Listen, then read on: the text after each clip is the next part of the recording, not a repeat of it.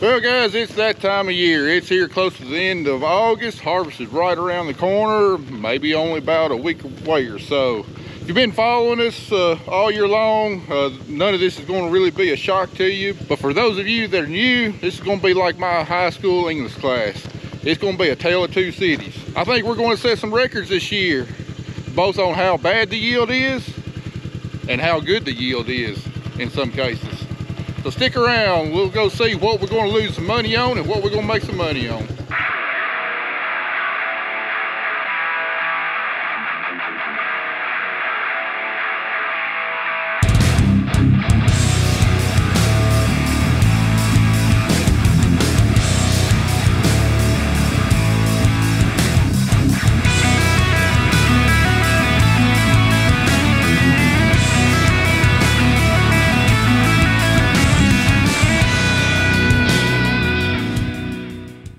Alright guys, we're going to start out here close to the shop where we've gotten the most rain this summer. If you remember back there right after July 4th, we got about 6/17 inch of rain right here close to the shop that we did not get up in Madison County. So, you know, some of our crops, especially the corn, looks a little bit better here in around the shop than it does farther off. So we'll start around here and look at some of our crops. But on one side of the creek, we got our only field of full season soybeans.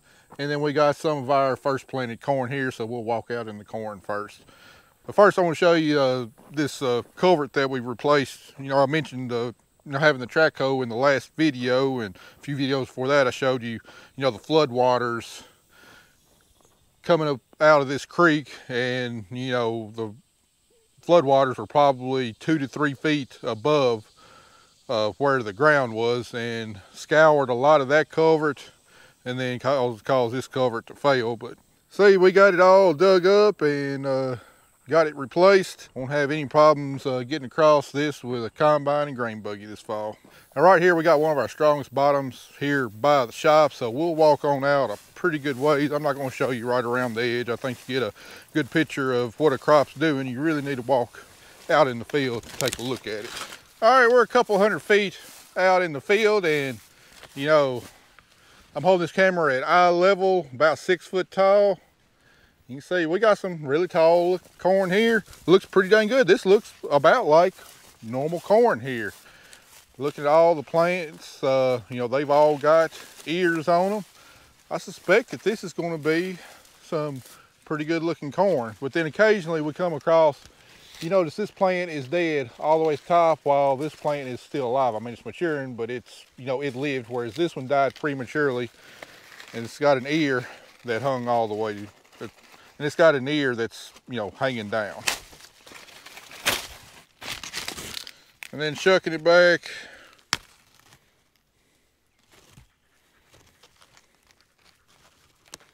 This ear has been done for a long time. It's one of the ones that the drought got.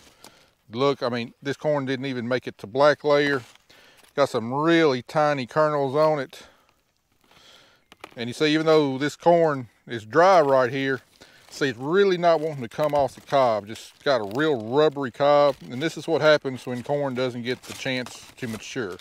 This ear of corn is going to be difficult to shell. And all of this is a direct result of the drought that we had and the heat that we had. Most of these plants look fine, but you'll find a plant that just died prematurely. And we get in worse spots of the field, we're going to see a lot more of that. I mean, look, they got some tiny seeds here. It will probably easily take at least a third more of these kernels to make a bushel than it would normal corn ear. So let's pull one, a good size ear off a plant that's still living, and I'll show you the difference. All right, not the best ear I've ever seen, but for this year, pretty dang good. Break it apart.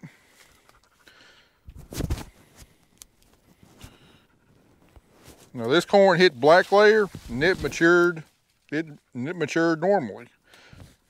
Let me show you how easy these kernels come off the cob. I mean, they're just coming almost right off, and as this corn continues to dry down more, it'll just come off even that much easier.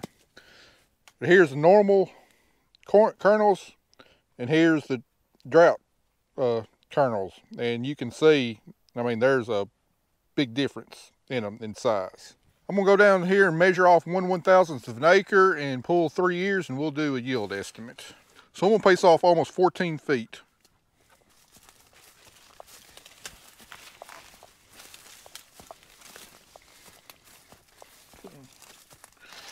All right, see how many plants we got.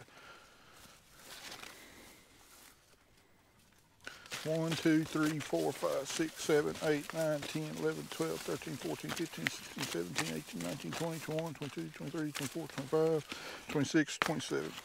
All right, in this 1/1000th acre, we got a final plant population of 27,000 plants per acre.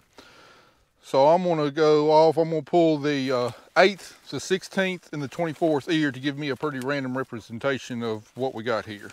1, 2, 3, 4, 5, 6, 7, 8, 9, 10, 11, 12, 13, 14, 15, 16, 17, 18, 19, 20, 21, 22, 23, 24. All right, now to do a yield estimate, what we're gonna do is we're gonna count the kernels on each of these cobs, figure up what the average number of kernels per cob is, then figure up the average number of kernels per acre, and then finally what we think the yield's going to be in this spot. Now, all 3 of these ears look fairly uniform. This middle one's just a little bit bigger around. I think it's got about, I'm guessing it's got 2 more rows around than the other 2. Normally these are not great ears by a long stretch, but for this year they're pretty dang good. This one's got 16 around, this one's got 16 around, and this one's got 16 around. This one feels a little bit girthier than this one, so it's probably got better kernel depth. All right, let's see. So we're averaging 16 around. Let's see how many long we got. 32 long, 32 long, 32 long. So these ears are identical on the number of kernels. So we're averaging 16 rows around, 32 long. All right, let's go back to my side-by-side and get my phone where I can do some calculating. All right, averaging 16 rows around, 32 long, 27,000 population. All right, 16 times 32. So we're averaging 512 kernels per ear. 512 times 27,000 gives us 13,824,000 kernels per acre. Now, normally in a good year, we would expect there to be probably somewhere between 70 and 80,000 kernels per bushel. It means it takes 70 to 80,000 kernels to make a complete bushel. But this year, you know, we got smaller kernel size. We're going to have lighter kernels than normal, so it's going to take more of these kernels to make a bushel. So I'm just going to figure, just to be on the safe side, I'm going to figure it's going to take 100,000 kernels to make a bushel. So divide 13,824,000 divided by 100,000 gives us a yield of 138 bushels per acre in that one spot, which for the year that we had is pretty admirable. It's probably about 70 bushels less than I would expect to make out of that field considering the inputs, but 138 bushels per acre, not bad. Now, if all my corn crop was like that, I'd be smiling pretty good, but we just looked at the top end of what we can expect to make on corn this year. So, like I said, that's just one spot out of many. We'll walk over here and look at some soy. We'll walk over here and look at some full season soybeans. All right, these beans here are pretty dang mature. These was a 4.8 maturity, planted around May 1st, and because of the warmer than normal summer this year, these beans are probably about a week to a week and a half farther along in maturity than I would expect for this time of year. But looking at them, I'm really pleased. Group 4 beans are generally determinate beans, and these beans, you know, they went through the drought. It really stacked the nodes on them. You know, normally these beans are, I would expect them to be about close to chest tall and possibly laying over. Instead, they're just a little over waist tall and standing up beautifully, which could really lead to some really good yields this year. Normally, the taller the beans are, they spend more time growing vegetatively, and they don't put on as much yield. These right here are about perfect height and really have a lot of yield potential. Now, they started dropping a few leaves. They're getting close to maturity, but they're not quite yet. If we could catch one more rain, which we're predicted to get, which we're predicted to have a 60% chance of rain here in 2 days, that would really put the finishing touches on these beans. And I don't know what the yield potential on them is. It's practically impossible to measure yield potential on soybeans as opposed to corn. But all we can do is just look and see how many pods it's on there, how well they filled out, and how many beans per pod is on, and how many beans per pod are in each pod. Let's just pull up one random plant here. All right, this plant here, I went ahead and picked off all the leaves off of it to make it a little bit easier to see. But I mean, this is pretty representative of what we're seeing out here. I counted the number of pods on this plant and came up with 104 pods on this plant. And I'll show you exactly why you really can't do yield estimates on soybeans. Now, looking at these pods, I mean, I'd say probably at least 75% of them are 3-bean pods. The rest of them are 2-bean pods. I did not see any 4-bean pods on this, but we'll just be conservative. We'll say we've got an average of 2.6 soybeans per pod times 104 pods on this plant times, and we'll use a conservative population here. I planted 140,000 seeds per acre, but we'll just say we've got 100,000 plants per acre up here with 104 pods per plant and 2.5 pods per plant. But anyway, figuring on 4,000 seeds per pound, which I think these are going to be bigger. I mean, they look bigger. I mean, these are probably going to be closer to 2,800 to 3,000 seeds per pound, but we'll just be conservative on our estimates. We'll say 4,000 seeds per pound. Comes up to an average of 114 bushels per acre of soybeans.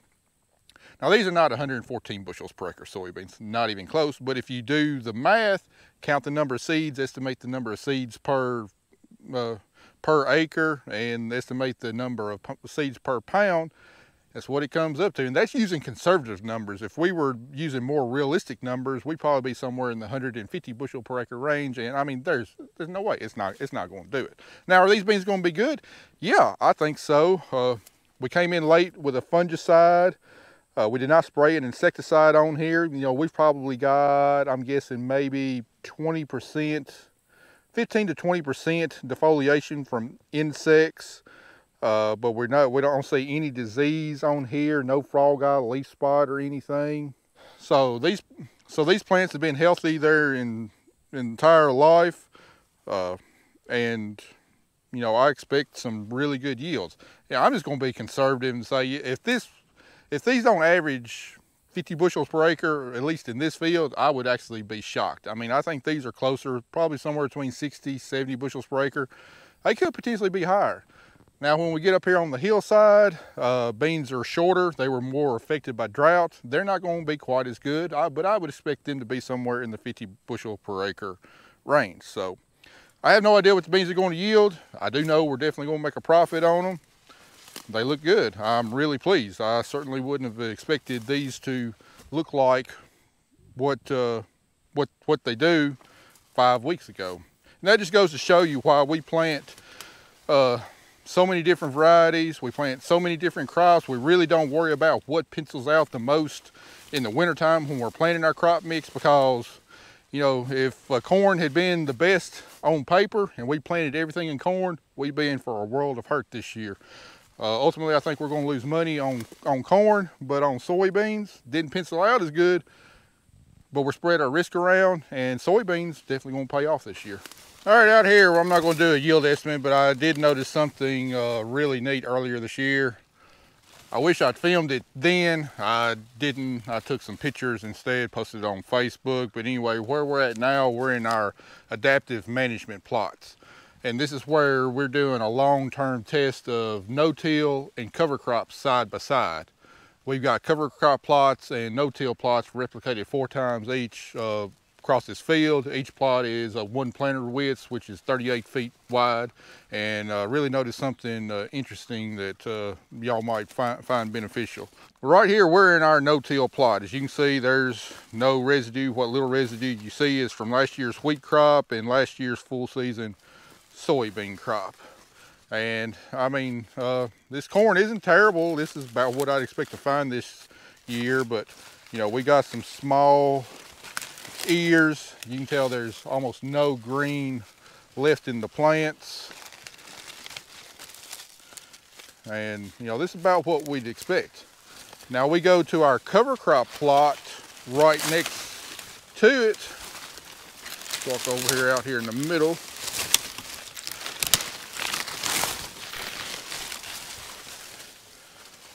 All right, here we are in the cover crop plot. You can see the residue. Most of this residue is the summer cover crop we had growing last year. These aren't corn stalks. That's Sudan stalks. That's about the only residue we got that remains. But look at this corn. World of difference. See, there's still quite a bit of green left in here. Then you look at these ears. Nice, full-size ears right here. I mean, just looks good. Let's just grab one at random. I'd also grabbed a random ear from the no-till plot and then grabbed a random ear from the cover crop plot, and I'll just let you guess which one is which. That's from the cover crop plot. This is from the no-till plot, separated by 15 feet. And I just showed you on video, you know, I walked from one plot to the next and grabbed the ears, and it's plain as day. Now, did cover crops and soil health save our rear this year? Not necessarily, but it definitely helped some. And you know, this is a long-term process that we're going to go through. It's going to be a long-term goal, and it's one I don't know if I'm ever going to arrive. It's going to be constant improvement every single year. But after we started these plots in 2015, so after 7 years, this is the kind of difference that we're seeing. The plots that have had cover crops on them have been able to store more moisture. They was able to keep the ground cooler. When we did get a rain, got more infiltration, and the proof's in the pudding. Corn looks a lot better than it does right over here in the no-till plot. I mean, look, this corn is pretty much dead, smaller ears. Now, after counting the kernels on these 2 ears, this one right here was 14 rows around, 30 kernels long. Just guessing an average population of 27,000. Comes out to 113 bushels per acre with this one. Now, I didn't pull 3 years. I didn't do an average. I'm just doing some assumptions right here. This ear right here measured 16 rows around and 42 long, 181 bushels per acre. So we could potentially be looking at 70 bushels per acre difference benefit from cover crops this year in this one spot. Like I said, it's not going to hold true across the board. And so, you know, this is on some pretty good ground, on some of our poor ground. We haven't been doing it long enough. It helped, but we're not going to make 181 bushels per acre. In fact, there's going to be a 0 yield on some of our cover crop ground just because it flat out gave up. We haven't built the soils back up good enough. But anyway, that's just a pretty opening comparison in what cover crops can do. Now, in a good year, will cover crops make you a lot more yield? I like to think eventually they will, but so far I haven't seen it. But what I've been preparing ever since 2012, that's when I started, well, I actually started experimenting with cover crops in 2010. But ever since 2012, you know, this is the type of year that we've been preparing for.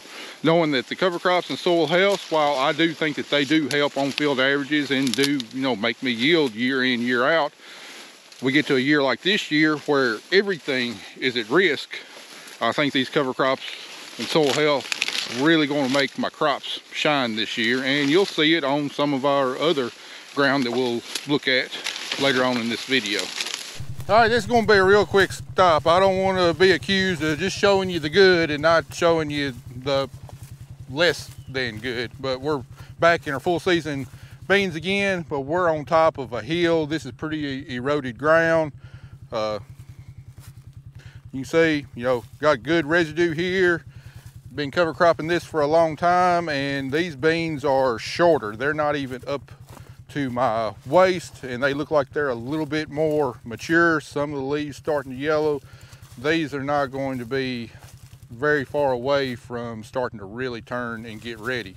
But if you look at them, man, I mean, they're loaded up with pods. I mean, visually, looking out across the field, they don't look near as good, but you can see the nodes are really stacked close together. I mean, there's like 2.5 inches between these nodes, but it's still got the same number of nodes as what it did down the bottom. They're just not as tall, but man, you see they got, you know, 4, 5, 6 pods per node. You know, I can tell, like right here, we got some big old beans in here. They're beyond touching in the pod. These are going to be some pretty good sized beans right here. So that's why you really can't judge a field by driving your truck along the road beside it and looking out across it. You really got to get out there in it. And, you know, normally just looking out across this field, I'd say, oh, these might be 35, 40 bushel beans. But you start looking how many pods there are and how big the seed are. I mean, I think that these can do 50 bushels per acre. They're not going to do as good as what they are down the bottom, but they're still going to be pretty dang good, especially considering the year that we've had on them. All right, I brought you to this field to show you the extreme variability that we're going to be looking at during corn harvest this year. We're several miles away from the house. This field did not get that 6/10 of inch rain right there 4th of July. That really could have helped it out a lot. And you can tell, I mean, it's ugly out here. A lot of this corn, especially in this spot, I mean, it died prematurely. You know, where we do have a fair size ear, you know, got some extremely small kernels. So yeah, I mean, we got some, I mean, some really shriveled up stuff, some that's fair. This corn never made it to black layer, and thus it's taking a lot longer to dry out. And then in some spots, like no ear there, small ear, wanting to get in the combine, small ear, might not make in the combine, small ear, decent ear, small ear, really small ear, decent ear.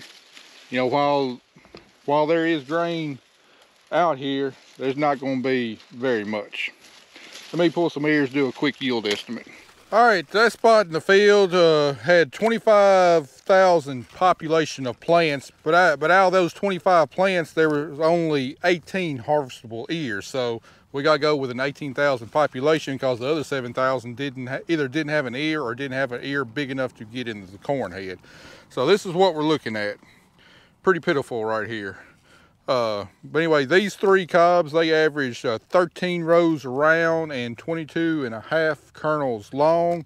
So figure on an 18,000 population, and because these kernels are so small, I'm figuring on 110,000 kernels per bushel, and that might be overestimating it.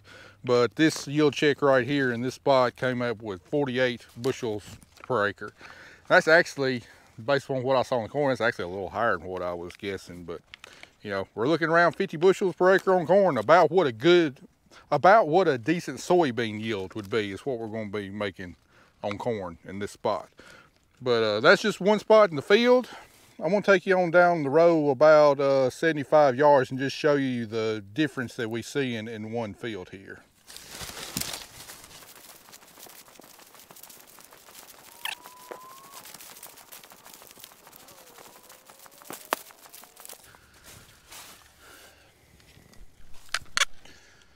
All right, yes, I promise, we are in the same field. It looks a whole lot different, doesn't it? But this is a 43 acre field. I really consider it a bottom ground, but it does have a few swells and spots that rise up a little bit, but it's fairly level. The problem we get into a lot of bottom ground here in West Tennessee is a lot of it has what we call white dirt, which you get in a drought, it's not very productive. And that's what we saw back that way, was we were on a spot of white ground. Now right here, we're in just a little bit of a swell. The water kind of drains down through here, and this corn is night and day difference. So let me do a quick yield check and we'll see what it's doing in this spot. All right, in this area of the field, we had a final plant population of 26,000 plants per acre. We measured 26 plants in 1/1000th of an acre, and all of those plants had an ear on them. And this is what we got. Looks a lot different. Had two 18 arounds and then one 12 around, and they averaged 39 kernels long. These kernels are definitely bigger than what we've been seeing on other yield checks, so I'm just guessing 90,000 kernels per bushel, smaller than what we normally see, but better than what we've seen on other spots. With those numbers, this spot right here figures in at 184 bushels per acre. So we've got a yield of 50 bushels per acre, 70 yards that way, up to 184 bushels per acre right here. How am I supposed to set a combine for that? How am I supposed to do ground speed for that? We're going to be going 5 miles an hour plus in the low yielding, and all of a sudden I want to slam on the brakes and slow down to about 3 miles an hour in this spot with our 12-row corn head. That's the kind of variability that we're seeing. And it's like this all across the field. Unfortunately, in this field, there's more of the poor spots than there are the good spots, but hey, at least we got some good spots out here. So I also want to show you on this right here, we're seeing a little bit of fungus growing on the ear. I'm thinking that this is more of a Diplodia ear rot right here fungus than an Aspergillus fungus. The Aspergillus I think would be more lighter green. And that's something else that we're potentially faced with this year, a huge problem. And it only pops up in hot, dry years like we've had this year, but Aspergillus, a fungus, can grow on these kernels, and Aspergillus by itself, there's nothing to worry about. But that fungus can produce a toxin called aflatoxin. And if it contaminates the grain, it could render this grain, what we're making, unsellable. We're allowed a tolerance of, I think, 20 parts per billion of aflatoxin in our corn. Other than, if it's higher than that, the load gets rejected and then we can't sell it. So not only do we have terrible yields, there's a potential there that some of the corn we harvest, we might not even be able to sell it. You know, the corn that is there. What my plan on dealing with this is what I've always heard. I've never experienced it. I've never had a load rejected from aflatoxin, but I mean, there's a first time for everything. But I've heard that when grain is run through a grain bin, it really dissipates a lot of the aflatoxin. So what we're going to do, Kelly's going to be on the semi truck this fall hauling corn, and every time we dump a load into the grain bins, you know, the elevator drops it in through the top of the grain bin. Well, we're going to have the fans on the bin on blowing air upwards, and hopefully it will blow a lot of this dust, the aflatoxin, out through the roof vents of the bin, and hopefully, you know, clean a lot of it up to where we don't have this problem. So I'm not going to deny it. I am a little concerned about aflatoxin, but as considering I haven't had to face it in the past, I'm not as worried about it as what maybe I would be if I'd experienced it. You know, we've been through droughts before and haven't had to worry about it, and I'm hoping this year's not going to be any different, because it could present a major headache of not being able to sell, you know, what little corn I'm going to have. All right. Next stop, we're going to stop at a wheat bean field and show you it. All right, we're out here in one of our double crop soybean fields, and I'll kind of be brief about this because I covered double crop soybeans in our last video, but man alive, I wouldn't have given you $2 for these beans 5 weeks ago. We were, 43 days in with hardly any rain since they were planted. You know, they were 6 to 10 inches tall, just sitting there, not growing, not doing anything. And daggum, look at them now. Several good rains up here to my belly. I mean, they just look phenomenal. But like I've told you, plant height don't always make yield. So let's look down the canopy and see what it looks like. As you can see, I mean, we got quite a few pods on here. I mean, it's still putting on, still developing pods. I mean, they look really, really good. Let's pull up a plant, count pods, see what we got on here. All right, on this plant, I counted 83 pods, and that's just counting the full-size pods. That's not counting the small ones that are still growing and developing. So a little bit less than our full season beans. I think our full season beans we counted 104 pods per plant, but these have got every bit of the yield potential, I think, or close to the yield potential of our full season beans. You know, well, I found several 4 bean pods on here. You know, there's another one right there. You know, those will add up in a hurry. So, I mean, these got every bit of 50 bushel capability. However, we're going to need several more rains on these beans to get them to maturity with nice big beans in here than we will the full season beans. They still got a lot longer ways to go. These pods are just now reaching full size, and they haven't really started filling out the beans much yet. So they still got a long ways to go, but right now they look phenomenal. And after spraying all of my double crop soybeans yesterday, I can say the vast majority of them look just this good. I do have 2 farms that deer have really worn out. They're up there in the Jackson city limits, and as Jackson expands, there's more development. Well, all the deer are getting concentrated into a smaller and smaller area, and they're going to feed more heavily on the crops that do remain, and that's really what we started seeing last year, seeing it again this year. Those beans, especially around the edges, which is a good part of the field, are just, they're thin, they're real short. So we got two farms with wheat beans that, I mean they could do okay.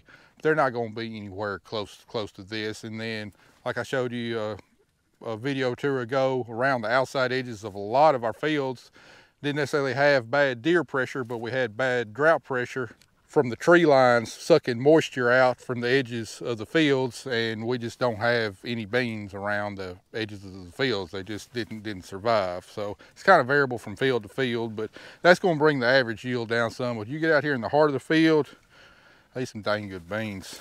And at somewhere around $15 a bushel, we look like we're going to make a lot more money off beans this year than we did last year. All right, we're still here in Crockett County, over here on Campbell's, over here on Pete's farm, and brought you over here because I noticed something really interesting earlier in the year, and I want to show you the effects of population on yield potential in a drought year. Now, we're on one of the worst spots in the farm. We actually had, before we planted our first crop, we actually had a bigger rise here, and we had a dozer.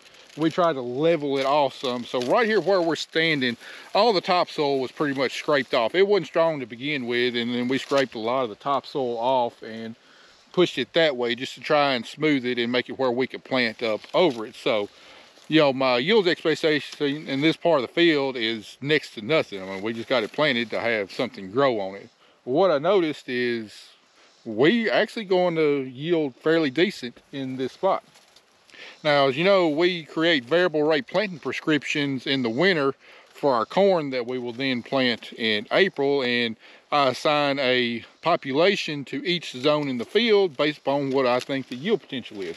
Well, I didn't think the yield potential was very good in this spot, so I assigned a plant population of 16,000 plants per acre in this spot, just because the yield potential is not all that great. But then, you know, looking at it, I mean, we got some fair size harvestable ears right here. And we got ears on each plant. Now, looking at some of these ears, I mean, do they look great? No, not even close. But they're big enough to get in the combine, and they're going to produce grain that's going to grow in the grain tank.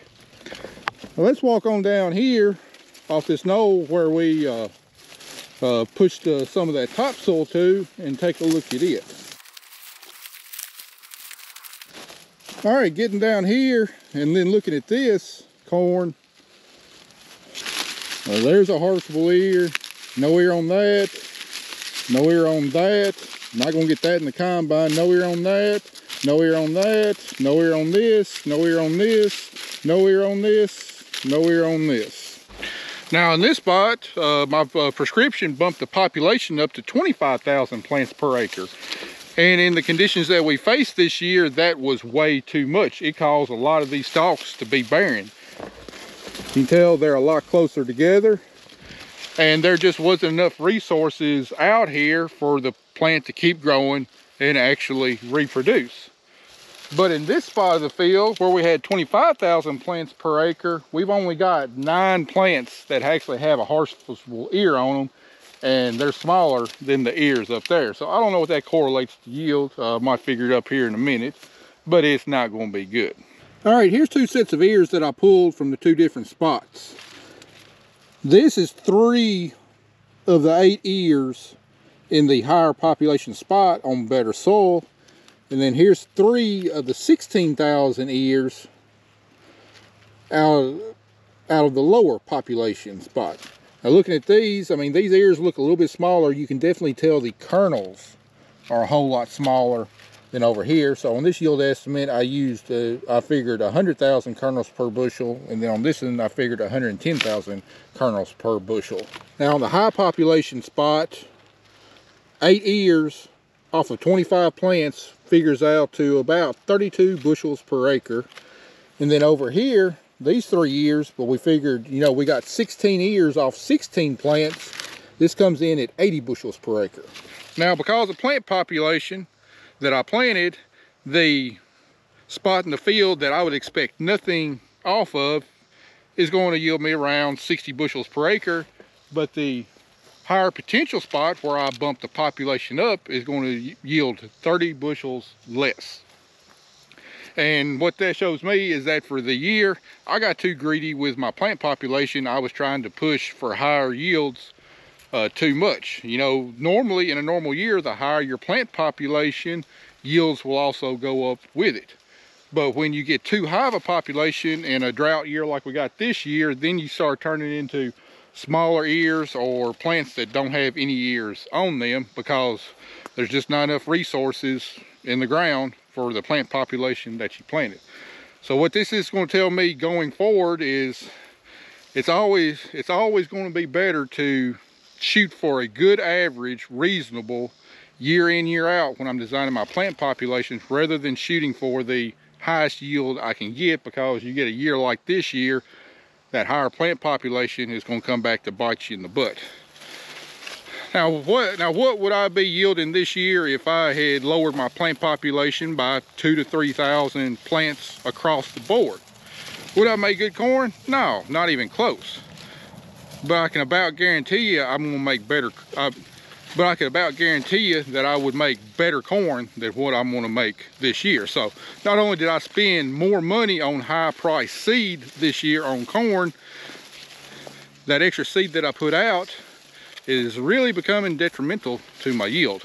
Now, I don't have any idea what the optimal population for this year would have been, and in fact it's impossible to know going into a year what the optimal population is going to be. You just got to kind of play on the averages and come up with what you hope is a wheat spot that's going to get you good yield. But if conditions take the turn for the worse, not going to really hurt you too bad either.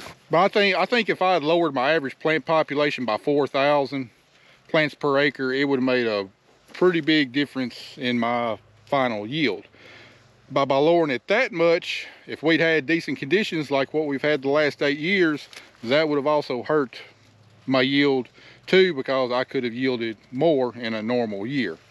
You know, but I think going into next year, I'm going to look at my populations and probably going to try and drop them by somewhere between 1,000 and 2,000 plants per acre, just to try and, you know, avoid this kind of situation again, because I was really pushing plant populations on, and you notice how wide our rows are. We're on 38-inch rows.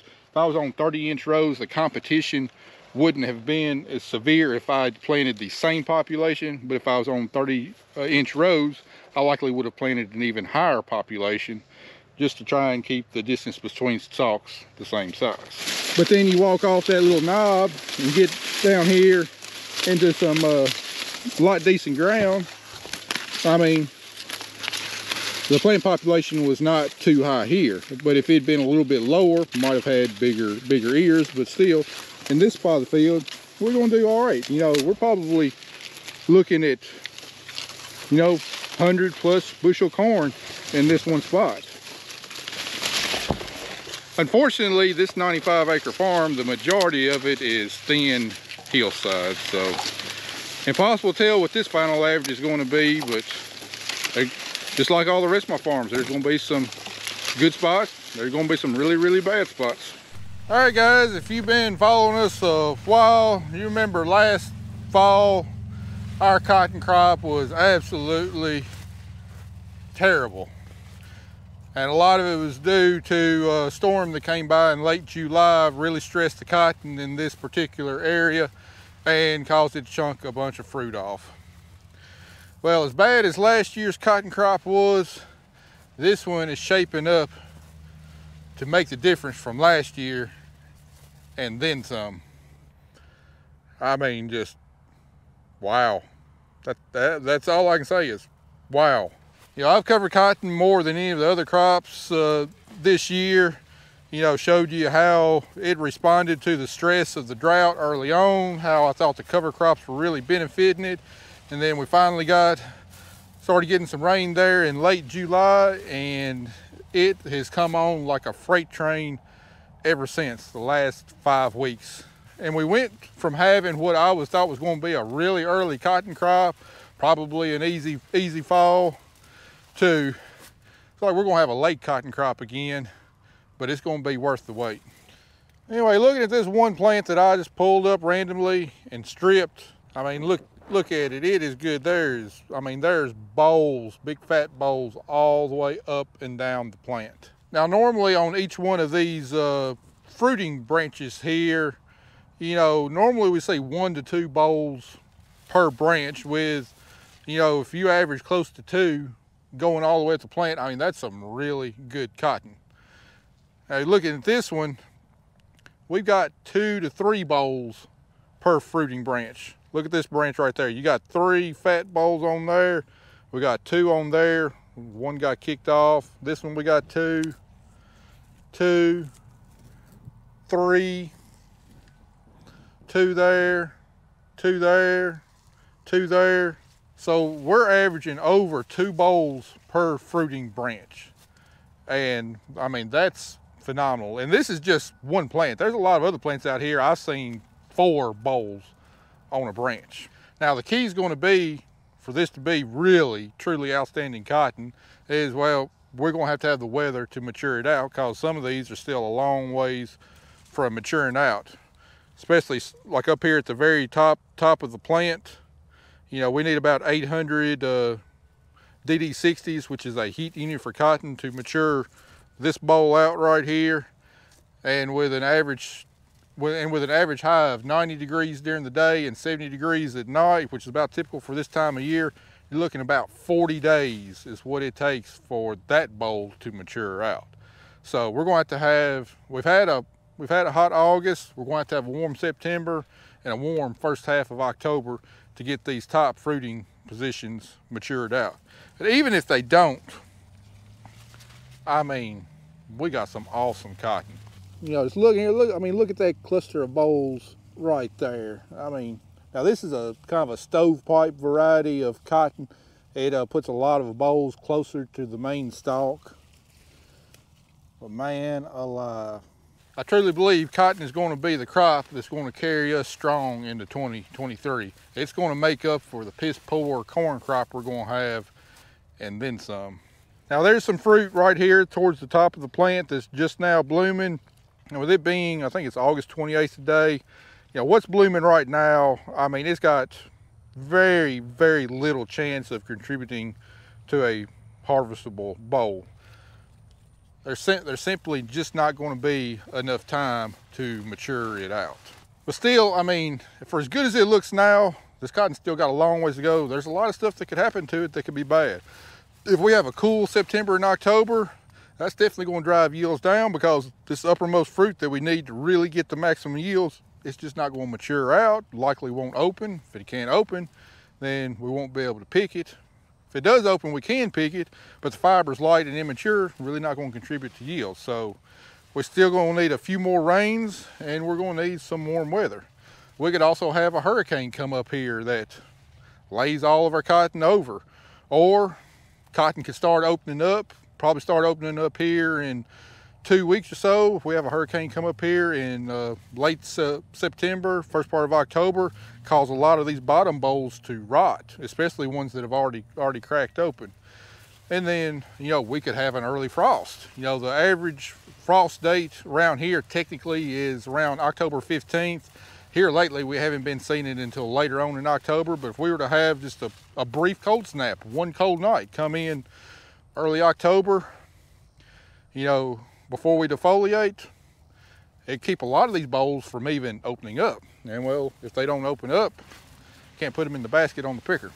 So there's still a lot of things that can go wrong, but if everything stays normal from here on out, I mean, we're looking at a phenomenal cotton crop. I mean, head and shoulders above the best year I've ever had, which was 2 years ago on cotton. I think we averaged 1,220 pounds an acre, somewhere abouts 2 years ago on cotton. I may be wrong, but I think there's a good chance we could have a lot of 3-bale cotton this year, close to 1,500 pounds. I may be far off. You can't judge cotton just like you can't judge soybeans, at least not accurately. But the fruit load is here. Normally this time of year, you'll see the ground littered with squares and young bolls that have just popped off because the plant can't hold everything it's got on there. It just can't pull up enough nutrients from the soil to hold all of it on. Now we see a few squares here. You know, there's one here. There's some older ones that have popped off. But I mean, this isn't even, I'd guess that this isn't even half of what we would normally see shed. So the cotton production factory is wide open right now. We keep getting sunshine, get a couple more timely rains, have some heat, no early frost. It's gonna be a long cotton harvest. I might need 3 module builders out here and more employees to harvest all this cotton in an efficient manner. But hey, after the corn crop we're going to harvest, that's going to be a dang good problem to have, and especially after the cotton crop that we had last year, it's going to be a dang good problem to have. And I'd say that there's a good chance that, you know, we could get somewhere ballpark of $1 per pound of lint. So you do the math. Just, all right, say we don't average 1,500 pounds. Say we average, say, 1,300 pounds. Better than my best year ever. This cotton is perfectly capable of doing it. That is $1,300 an acre versus production cost of, you know, I haven't added them up yet, but probably somewhere in the ballpark of $450 an acre. You know, overhead costs, let's just say $250 an acre. So say a max cost per acre on cotton of $700 an acre. Make $1,300 an acre gross on it. That's a really dang good profit. And there's going to be a lot of farmers in this area that have given up on cotton, gone to just growing all grain. They're going to remember why for over 100 years cotton was the predominant crop that was grown in this area.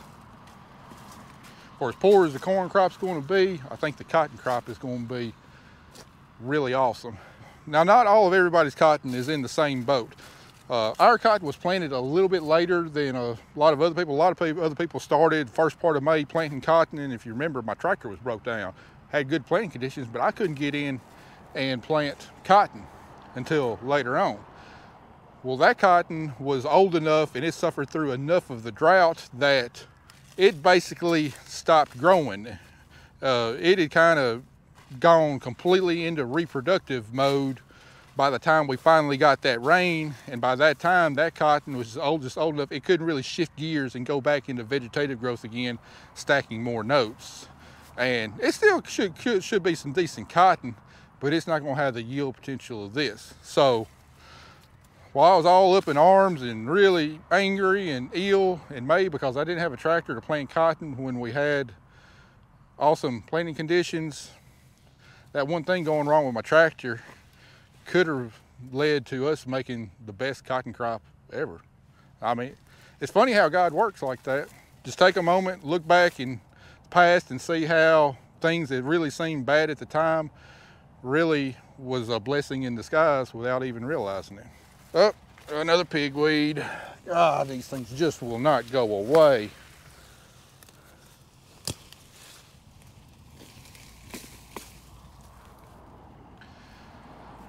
All right, guys, it's getting kind of late in the day. We got one more stop of something really interesting I want to show you, and that ought to conclude this crop tour.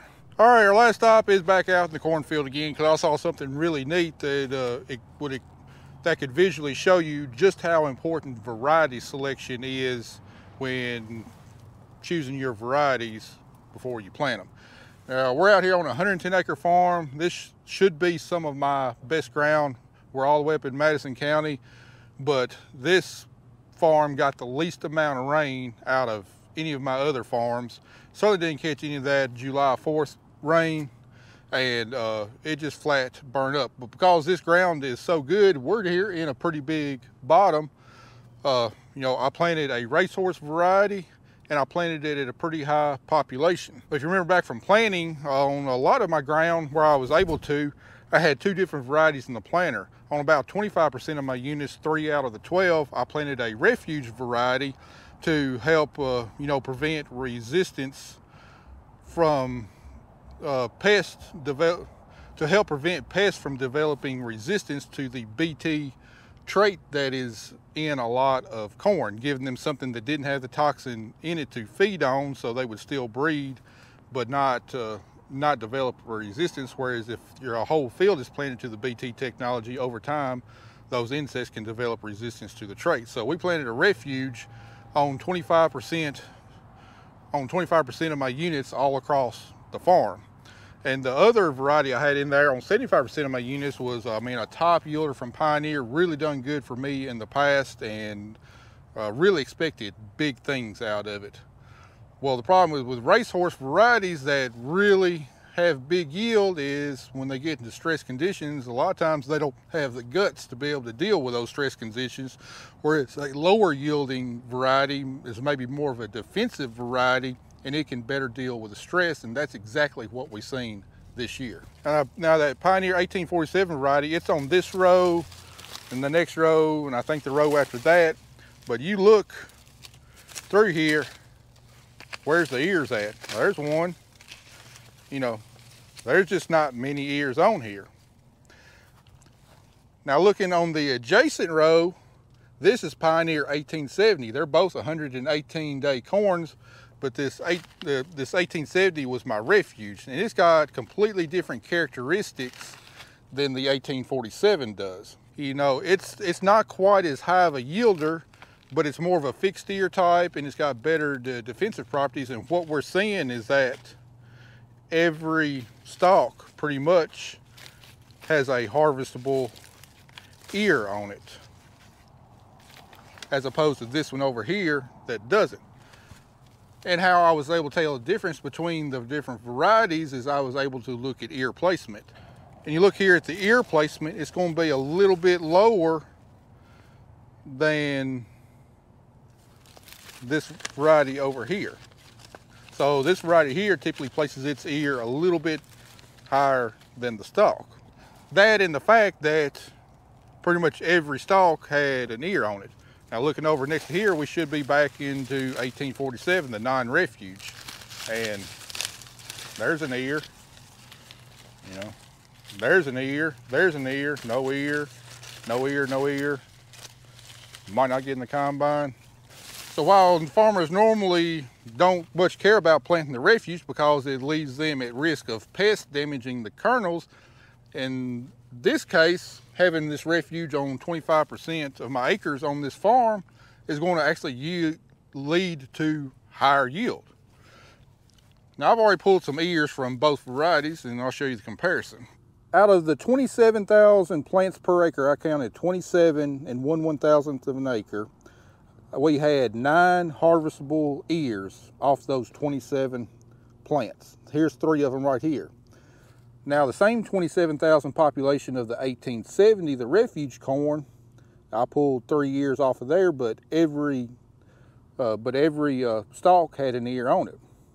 Now this refuge corn, doing the kernel count, came in at about 105 bushels per acre at 27,000 ears per acre, and then the racehorse 1847 at 8,000 harvestable ears per acre came in at 35 bushels per acre. Now in this instance, planting the refuge that had different characteristics, it was able to withstand the drought a little bit better. You know, all the plants put on an ear is going to really help bump up the yield on this farm. So instead of this farm averaging 35 bushels per acre, you know, when you got 25% of it yielding around 100 bushels per acre, you know, I haven't done the math, but I mean, that might bring my average yield up to what, you know, 50, somewhere between 50 and 60 bushels per acre. But then looking at the refuge corn, it doesn't have the BT trait. You can see these kernels don't look as pretty. You can see where some worms have been feeding on them a little bit. And then that's going to open the door for this aspergillus fungus right here. So you see that kind of light green right there, all through there? That's that aspergillus fungus. Now whether that aspergillus fungus has produced aflatoxin that's on the kernel, I don't know. We'll just have to have it tested and find out.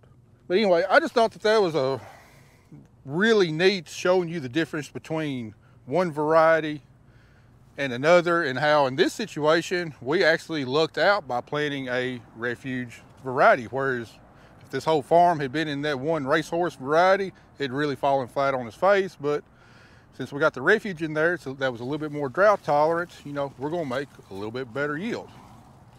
And then just going to show you the variance in the field. You know, this spot is a poor spot. Not many ears on the plants. We just go a little bit this way, probably about 50 yards, and bam, you know, start seeing ears on about every plant down here in this bottom. And then here on the 1870, I mean, these ears are bigger than what it was just right down there. So after showing you what I showed you on the corn, I don't have any idea what our corn crop is going to be. All I know is it's going to be bad. Our previous worst ever year in corn, we've only been producing corn since 2002, was in 2012. We had a final yield of around 91 bushels per acre. If we can make 91 bushels per acre this year, I'd be thrilled. Now, I've been saying all year long, I hope to make 100 bushels per acre, but all in all, I knew it was pretty much a pipe dream.